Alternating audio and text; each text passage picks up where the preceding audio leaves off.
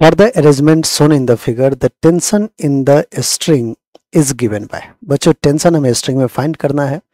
अगर अपन सबसे पहले एज्यूम कर लेते हैं कि ये जो 10 kg 4 kg है वो स्टैटिक है, रेस्ट में है, तो आप कह सकते हैं कि फिर सर टेंशन जो इसमें है 4 kg के स्ट्रिंग में वो T है और नीचे जो फोर्स लगेगा 4 kg पे वो 4G लगेगा।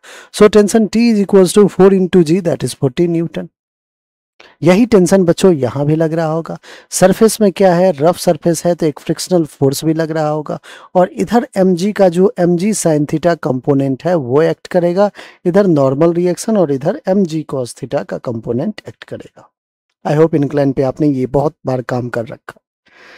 mg साइन थीटा का कंपोनेंट जो है वो 10 kg को along the incline downward move कर सकता है ना, वही कोशिश करेगा।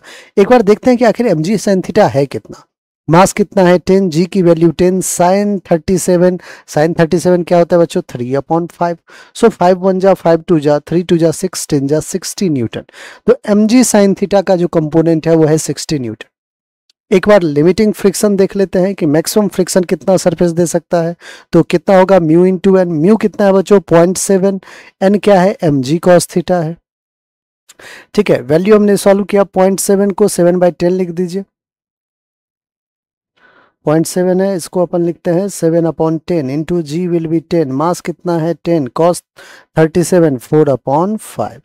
आइए बच्चों सॉल्व करते हैं। 10 10 कैंसिल, 5 1 जा 5 2 जा 7 2 जा 4 2 जा 8 7 जा 56 न्यूटन।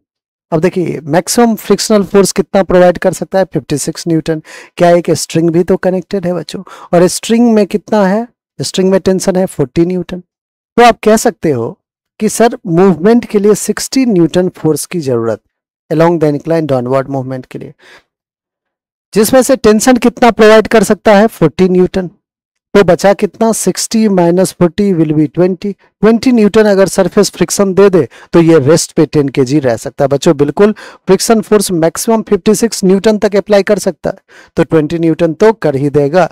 दैट मीन्स आप ये कह सकते हो कि the block will remain at rest. Block जो होगा 10 kg as well as 4 kg, पूरा का पूरा सिस्टम जो है बच्चों वो रेस्ट पे है। और अगर सिस्टम रेस्ट पे है तो उसमें टेंशन कितना है, तो आप सबसे पहले ही कैलकुलेट कर लिया था 40 न्यूटन। तो सेकंड हमारा बिल्कुल करेक्ट आंसर है।